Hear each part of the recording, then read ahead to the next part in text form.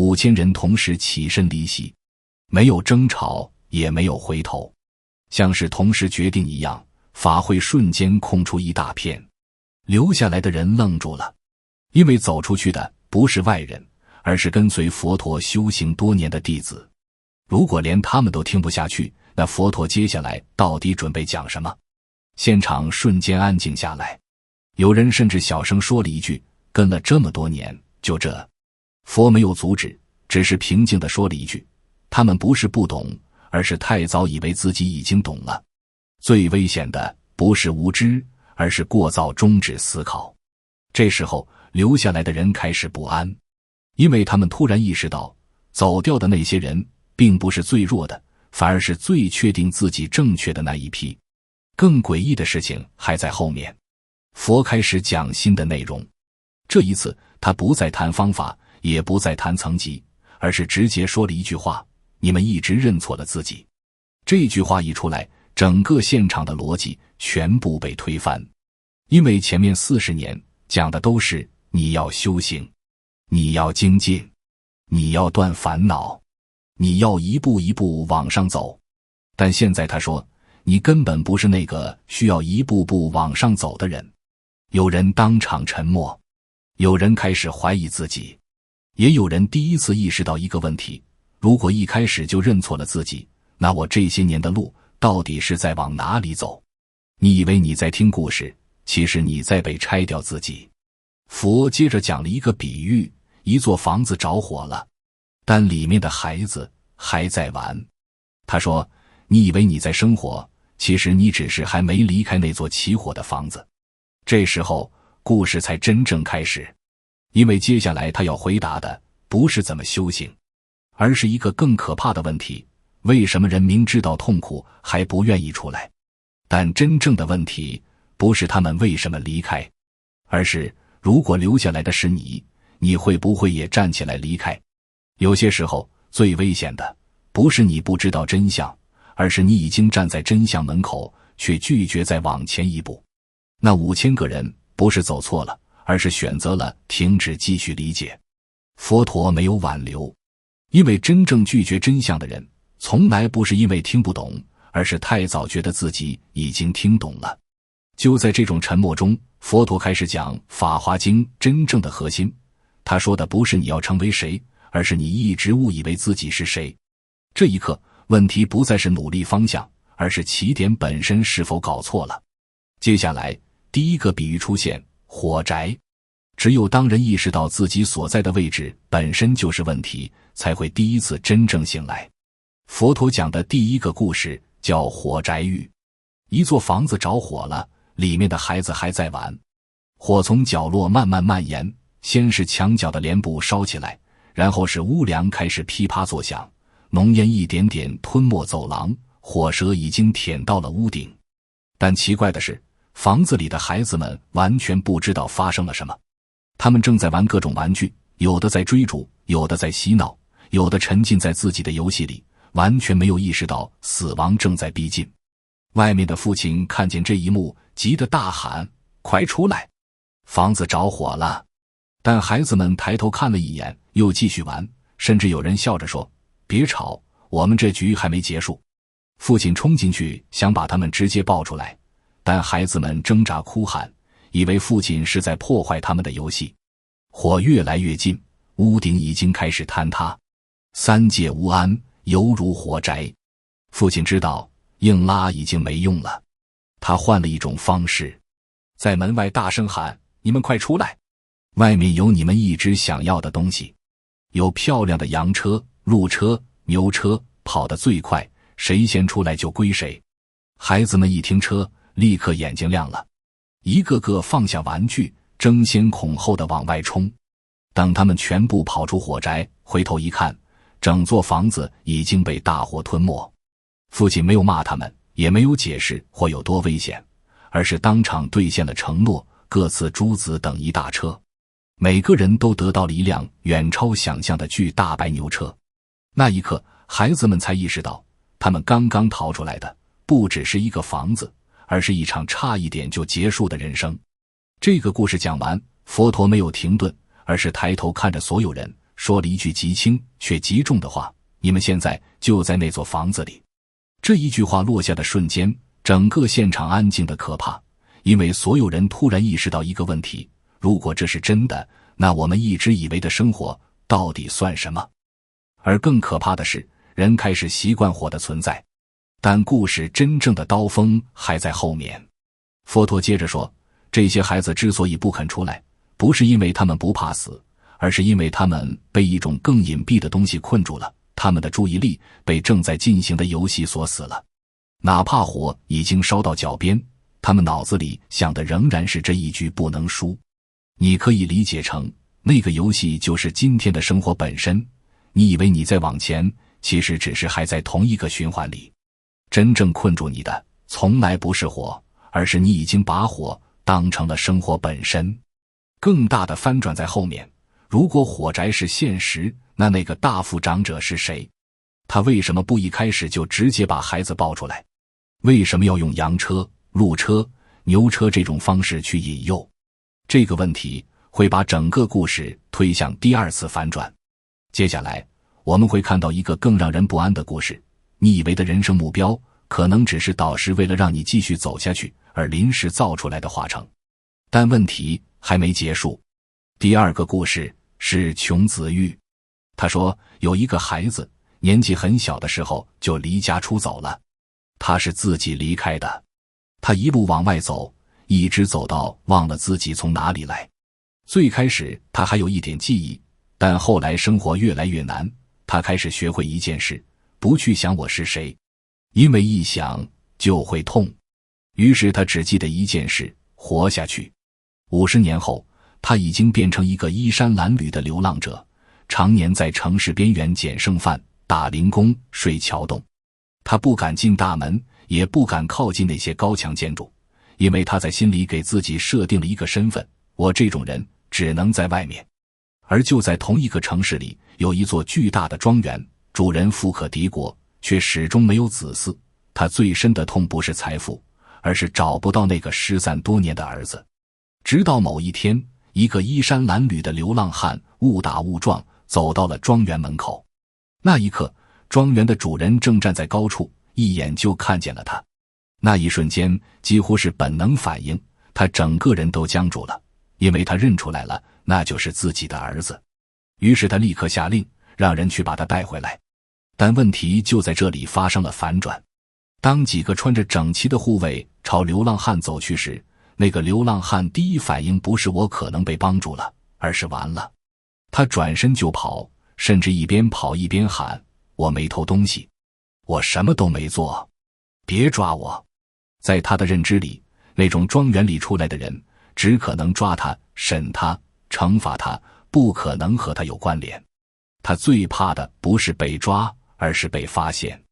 密遣2人化作贫里人，他让庄园外墙打开一扇小门，让一个穿着破旧衣服的人走出去，假装是普通工头，在街边低声对流浪汉说，我们这边缺人，清理院子、打扫杂活，一天结钱，来不来？流浪汉听到有钱能吃饭，几乎没有犹豫。对他来说，这已经是好机会了。于是他第一次走进了那座庄园，但不是作为儿子，而是作为清洁工。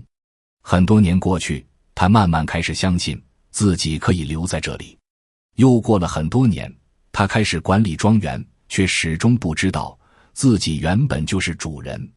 直到有一天，他已经不再害怕大门，也不再回头看街头。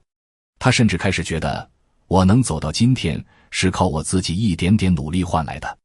就在这个时候，庄园主人才决定做最后一件事。在所有人面前，他站出来说了一句话，这个人是我的亲生儿子，这一切本来就是他的。现场没有喧哗，但那一瞬间空气是凝固的。因为最震撼的不是他是儿子，而是他在这里已经生活了几十年，却一直以为自己只是个外人。佛陀讲到这里没有继续解释，而是看着众人说了一句更重的话，你不是在外面，你是把自己活成了外人。他不是穷，而是从来没有想过自己还能活成另一种身份。你把自己活成了一个随时准备离开的外人，却从来没有想过你可能本来就在里面。更深的一层是这个故事真正的刀锋，因为当一个人还活在我是流浪汉的认知里，直接告诉他你是继承人，不是奖励，而是崩塌，因为他承接不住，他会恐惧，会逃避，甚至会毁掉这一切。所以真相从来不是一次性给出的，而是被慢慢让你变得能承受的。你不是在获得，而是在被重新塑形。就在这个故事讲完之后，现场出现了一个新的沉默。这一层还只是开始。佛陀说，天上有一片云，云很大，覆盖了整个天空，然后开始下雨。雨不是选择性地下，它不会因为你在高处就多下一点，也不会因为你在角落就少下一点。同一场雨落在所有地方，落在高山，落在平原，落在树林，也落在荒地。但接下来他说了一句更关键的话，同一场雨滋养出的生命却完全不同。山坡上有一株小草，他每天抬头看旁边的灌木，心想为什么它能长那么高？灌木也在看那棵大树，心想为什么它能挡住那么多阳光？大树却什么都没想，只是在长根。下雨了，小草拼命吸水，一会儿就喝饱了。灌木喝得更多，枝叶开始伸展。大树吸走了最多的雨水，却一声不吭。过了很多年，小草还是小草，灌木还是灌木，大树已经撑起一整片天空。不是雨偏心，而是承接的能力不一样。现场很多人听到这里，以为自己听懂了，觉得这不就是因材施教吗？但佛陀没有停，他看着众人说了一句很轻的话，你们以为这是差别，其实是在讲误判。气氛一下变了。如果你一直认为自己只是小草，你就会主动接受小草的人生。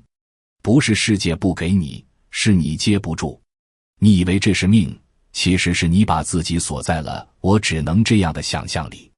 说到这里，佛陀停了一下，然后问了一个问题，如果雨是一样的，那为什么你们活出来的世界差这么多？关键在于，问题从来不是雨落在哪里，而是你允许自己长到哪里。但这个问题比你想象的更难回答。第四个故事是化城。他说，有一群人要去500由旬之外的宝藏之地，那不是近路，也不是熟路，是一条几乎没有地图的路。一开始大家是兴奋的，因为宝藏这个词本身就足够支撑一个人走很远。但走着走着，问题开始出现。有人开始怀疑，真的有终点吗？有人开始说，是不是根本就没有那个地方？还有人已经不再讨论终点，只在乎今晚在哪里睡。直到某一天，队伍彻底崩了。不是吵架，不是分裂，而是集体失去继续往前的理由。有人直接坐在地上说，我不走了。有人说，就算有宝藏也跟我没关系了。还有人开始回头，想走回原来的地方。就在这个时候，领路的人出现了。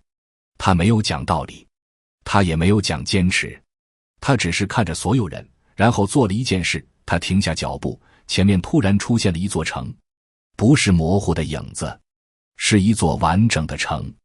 有门，有灯，有水声，有烟火，一切都真实的像终点，甚至有可以休息的气息。然后他说了一句非常简单的话，到了，先进去休息。不是终点到了，而是有人撑不住了。人群瞬间活了，那种快要死掉的疲惫被一个词就回来，到了。他们冲进去吃饭、洗澡、睡觉，有人甚至哭了，因为终于不用再走了，终于安全了。这一夜，所有人都觉得自己被救了一次。但佛陀说，真正的关键不在这里。在第二天，当所有人恢复之后，领路的人站在城中央，说了一句话，这座城是我变的，它本来不存在。空气瞬间静住，有人愣住，有人下意识反驳，那我们刚刚休息的地方是什么？他说，是你们需要的地方。然后他又说了一句更重的，但不是你们要去的地方。这一刻，所有人开始出现真正的震动，因为最让人崩溃的不是被骗，而是发现你曾经最真实的放松也只是一个阶段性的安排。你以为你抵达了，其实你只是被允许停下来。佛陀讲到这里，没有继续解释为什么要这样做，反而抛出了一个更尖锐的问题：如果没有这座城，你们会继续走吗？没人回答，因为答案很残酷，不会。大多数人早就在中途死掉了继续走下去的可能性，不是体力不行，是意义断了。于是佛陀说，所以城不是终点，也不是欺骗，它只是让你不死在路上的方法。但真正的反转还没结束。他停了一下，看着众人说，可问题是，人一旦在可以休息的地方待久了，就会开始相信这就是全部。于是发生了最危险的事情，人开始在化城里建家，开始分等级，开始比较谁住得更好，开始忘记自己原本是在赶路。佛陀说到这里，语气变得很轻，你们有没有发现，你们的人生就是这样，每一个阶段你都以为自己到了，然后你就在那个到了的地方慢慢活成了一个不再出发的人。他顿了一下，抬头看向远方，学历是一座城，工作是一座城，婚姻是一座城，财富也是一座城。你以为你在往前走，其实只是从一座城搬进另一座城。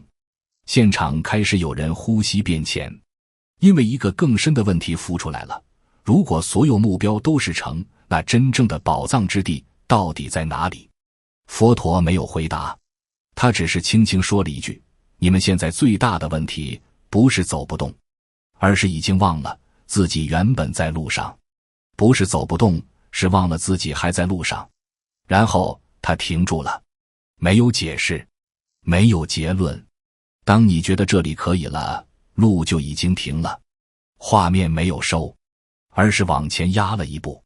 因为真正的核心问题还没出现，如果一路上的城都是假的，那谁在设局？谁在引路？为什么有人必须用幻境才能让你继续走？这一刻，故事不再是路，而开始指向那个设计路的人。接下来就是全片第一次真正的核心爆点，你以为的导师到底是谁？更深的问题还没出现。你不是在变强，你是在被看见。一个人身上藏着一颗宝珠，却活成了乞丐。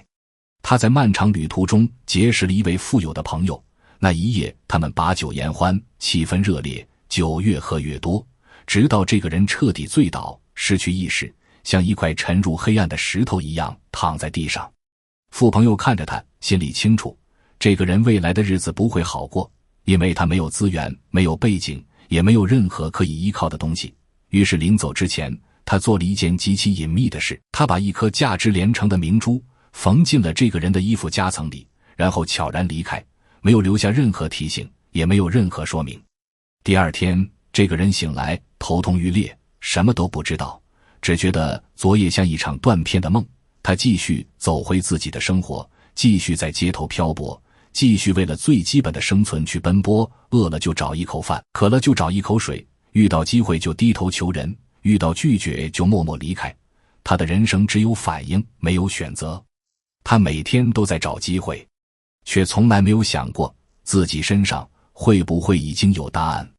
多年以后，他已经习惯了贫穷，甚至习惯了被轻视。他学会了一个生存逻辑，不要期待，不要幻想，不要认为自己值得更好的东西，只要能活下去就够了。直到有一天，他在街头偶然遇到了当年的富朋友。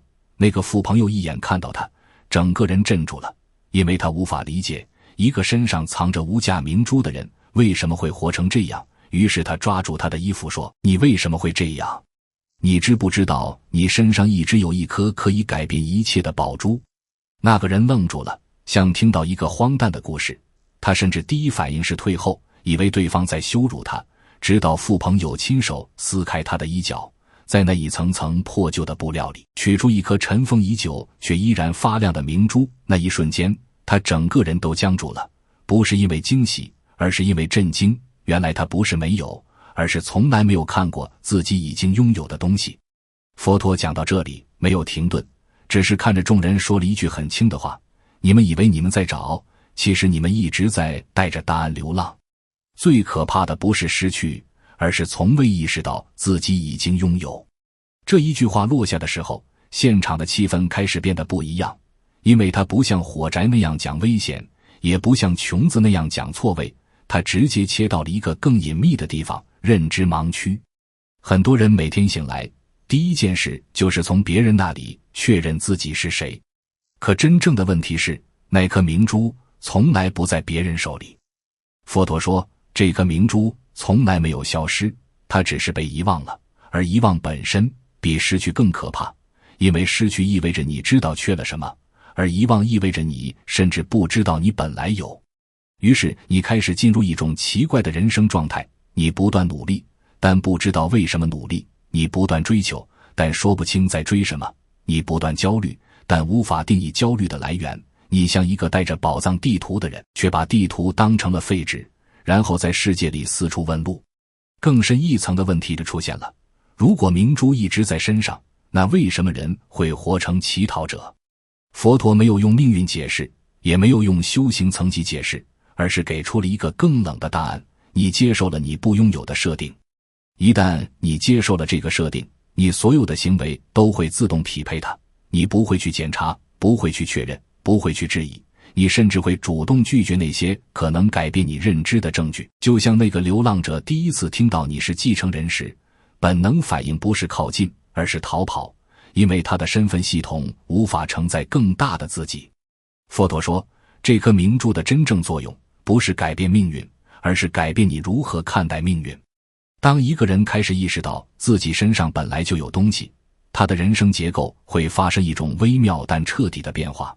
他不再是向外乞讨的人，而是开始识别自身资源的人。你还是会工作，但你不再用工作证明存在；你还是会赚钱，但你不再用收入定义价值；你还是会面对评价，但你不再用评价构建自我。就在这一刻，故事的真正锋利点出现了。如果明珠一直都在，那过去你经历的一切痛苦，是不是都建立在一个错误的前提之上？而这个问题还没有被回答，因为佛陀在这里停住了，他没有继续解释明珠的意义，而是轻轻看向众人，说了一句更让人不安的话：真正的问题不是你有没有宝珠，而是你为什么会忘记它在你身上。话音落下，空气像被压住一样沉下去，而就在所有人还在消化这一点时，佛陀微微转身说，接下来要讲的不是你失去了什么，而是当你生病的时候，谁在替你做决定。下一个故事，一子玉。问题的核心是，不是你有没有答案。有些人以为真正的危险是没人帮你，但更深的真相是，当你已经失去判断能力的时候，任何帮助都会变成干扰。佛陀讲的第6个故事叫医子玉。他说，有一位医术极高的良医，常年游历各地，救过无数病人。他的家里有很多孩子，本来都很健康，但有一天他出远门了。就在他离开的这段时间里，孩子们误喝了剧毒。毒性一开始并不明显，只是头晕、腹痛，但很快就开始扩散。有的人倒在地上翻滚，有的人意识开始混乱，有的人甚至开始出现幻觉。等良医赶回来的时候，整个家已经乱成一团。他立刻判断出毒性来源，然后迅速配制了解药。这药本身极其有效，只要服下去，轻症的人几乎瞬间恢复。但问题出现在重症的孩子身上，他们的身体已经中毒，连认知也被毒影响了。他觉得这碗药是毒，有人说太苦了不喝，有人说这一定是毒药，还有人甚至把父亲当成了敌人。良医一开始还试图解释，但他很快意识到一个残酷事实：当判断被污染，语言就失效了。你越解释，他越抗拒；你越靠近，他越防御。因为他们已经不再选择问题，而是在认知错误里。于是他做了一个极其反常的决定，他没有强行喂药，而是留下了解药，然后转身离开了家。但故事真正的转折还没有开始。梁一走到远方之后，派人回去传递一个消息：你们的父亲已经在外地去世了。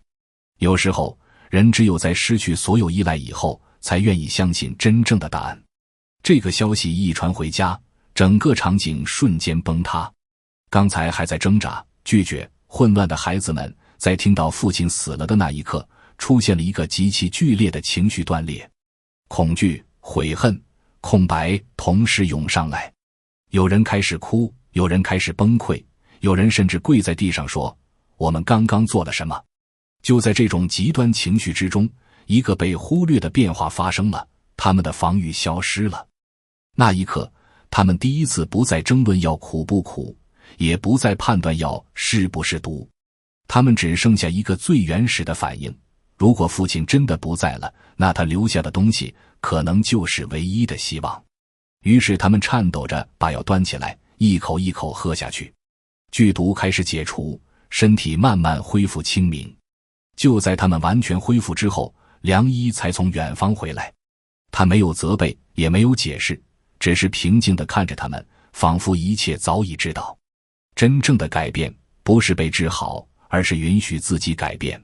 佛陀讲到这里没有停顿，只是轻轻说了一句极冷的话：真正的救不是药，是你不再拒绝它。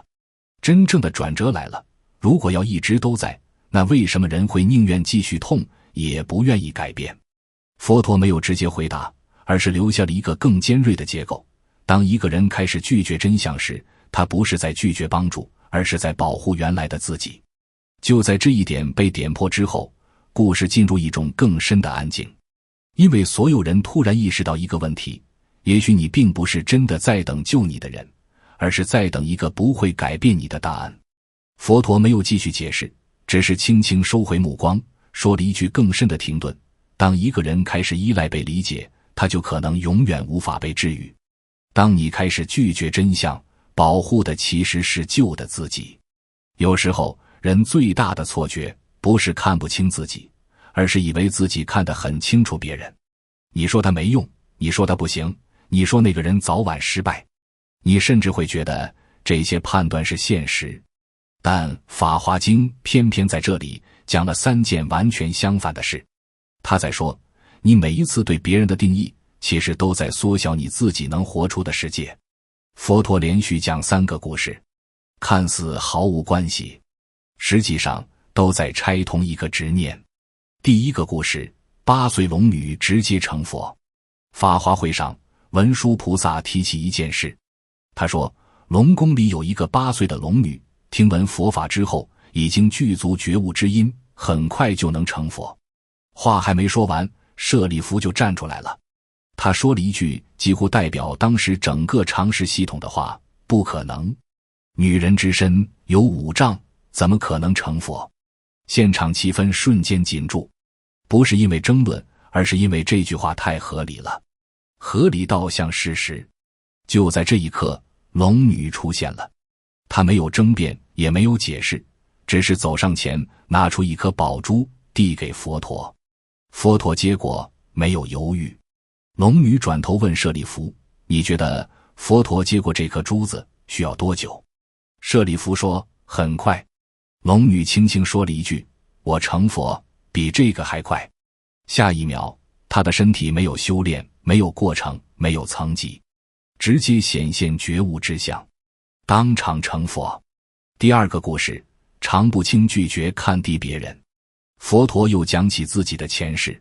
那时候他是一个看起来很奇怪的修行者，他不讲经，也不辩论，他只做一件事：见到任何人，不管身份高低，他都走过去，深深鞠躬，然后说一句话：我不敢轻视你，因为你未来一定会成佛。路人笑他，有人骂他，有人拿石头扔他，他被打得满身是伤，还是会从地上爬起来，把那句话说完。于是人们叫他常不轻，那个永远不看清别人的人。第3个故事，提婆达多反派成佛。他曾经推使商佛，分裂僧团，几次试图置佛于死地。但在《法华经》里，佛陀却当众说，提婆达多未来也将成佛。因为正是这些冲突、对抗、压迫，反而成为他修行完成的逆向助缘。三个故事放在一起，真正说的不是善良，也不是平等，而是一个更锋利的东西。你对别人的判断，最后都会变成你的边界。而更深的一层还没说，如果别人不能被轻易定义，那你自己呢？你对自己的判断又是不是同一种错误？你说你是普通人，你说你不行，你说你已经定型了，你说你差不多就这样了。那如果这些判断本身也是一种标签误判呢？佛陀没有继续解释，他只是讲完这三个故事之后停了一下，然后说了一句很轻的话：常不轻，不是不轻视别人，而是不轻易相信已经定型的世界。空气在这里变得很安静，因为一个新的问题开始出现了。如果别人不能被定义，那你如何活在一个每天都在贴标签的世界里？如果所有判断都不可靠，那你到底该依靠什么？佛陀没有回答，只是把话留在这里。因为真正的转折从来不是你知道别人不该被定义，而是你开始意识到你一直在用定义别人来保护你自己的不确定。画面慢慢沉下去，但这一刻逻辑已经开始松动。因为下一次当你再次准备给某个人下结论时，你会突然停一下，不是因为你变善良了，而是因为你开始不确定这个判断到底是在说他，还是在说你自己。你定义别人，就是在定义你未来能不能变，而你最容易误判的不是别人，是你自己。有一件事很多人一直误会了，《法华经》里最温柔的一品，你以为他是在讲遇到危险念一句名号就会有人来救你，但如果真只是这样，那它不过是一个安慰剂，一个让人在绝望时暂时安心的心理出口。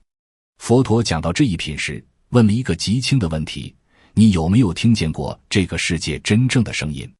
不是语言，不是争论，而是那些没有被说出口的求救。一个人深夜在街角沉默坐着，他的沉默就是声音。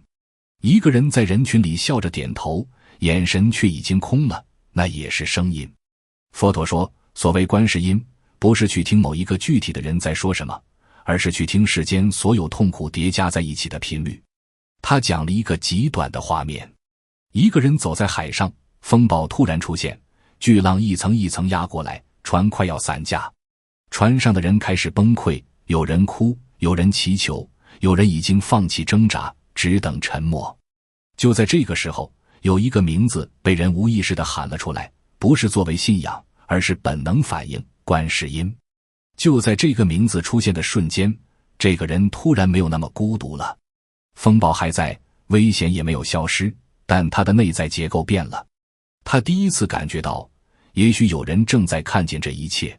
很多人以为这是神迹，但佛陀说，所谓回应，不是世界改变，而是你重新接上了世界。接着故事反转了，佛陀没有继续讲海上的神迹，而是讲了一个更贴近现实的画面。一个人在最绝望的时候，其实并不是没有人帮他，而是他已经听不见任何帮助。他听见建议，会觉得是控制；听见机会，会觉得是风险。世界不是没有回应，只是你已经听不见。佛陀说，观世音的真正含义，不是外界一定会回应你，而是当你还没有完全关闭感知的时候，总有一种力量会试图让你重新恢复连接。他还说，真正的千处祈求千处应，不是某个力量无所不在，而是当一个人真正进入愿意回应世界痛苦的状态时，他自己就变成了回应的一部分。你在黑暗中呼喊，有人回应你，但那个有人也可能是未来的你自己，也可能是你终于重新打开的感知能力。佛陀讲到这里，突然停住了。他问了一个问题，如果你在最黑暗的时候真的感受过某种回应，你有没有想过那一次回应是谁发出的？然后他说，有些声音不是用耳朵听的，但真正的问题是，当你开始听见这些声音之后，你是否还敢继续假装自己只是一个孤立的人？也许你从来不是孤立的，只是你暂时失去了接收信号的能力。因为接下来要被打开的，不再是救不救，而是当你开始成为回应的一部分时，你到底会变成谁？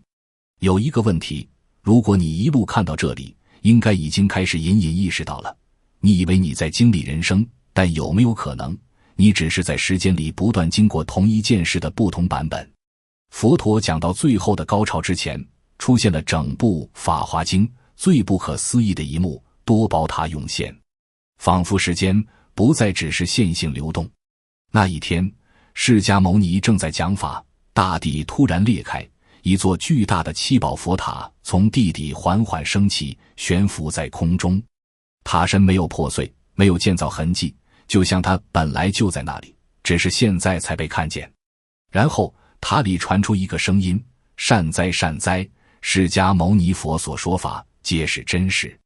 所有人都愣住了，因为声音的来源不是现在，而是过去。塔里坐着一尊佛，叫多宝如来。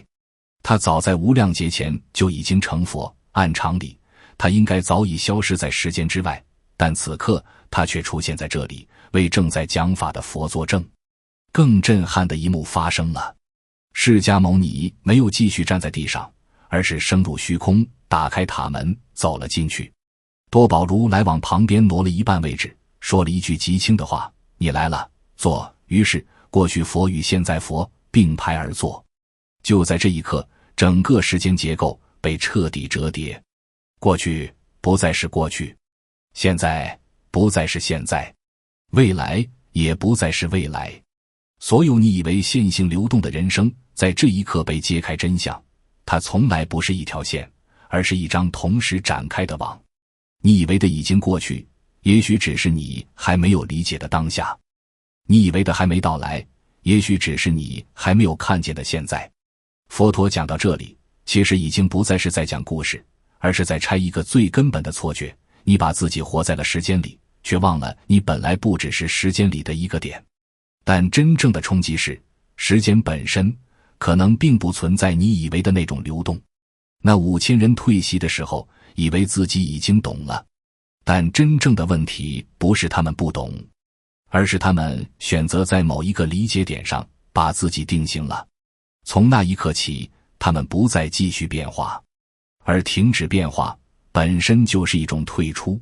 佛陀看着这一切，其实只在回答一件事：你不是被时间困住的，而是被时间感困住的。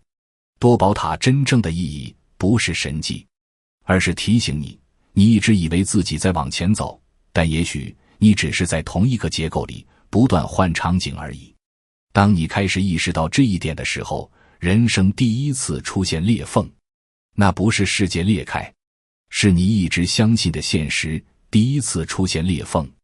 不是崩塌，而是可以出去的缝。真正的问题不是你在前进，而是你一直以为你在前进。到这里，故事其实已经讲完了，但真正的问题现在才开始出现。如果火宅是你习惯的痛苦，如果穷子是你错认的身份，如果药草是你误以为的差异，如果化成是你停下来的理由，如果一株是你遗忘的自己，如果一子是你拒绝的真相，如果龙女与提婆达多是你固化的标签，如果观音是你尚未打开的感知，如果多宝塔是时间本身的错觉，那剩下最后一个问题只有一个：你到底是谁？整部《法华经》没有回答你一个新身份，它只是在不断拆掉你以为的身份。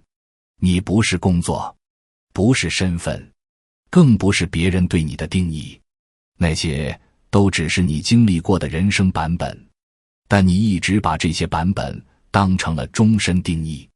于是你开始害怕改变，因为你以为改变意味着失去自己。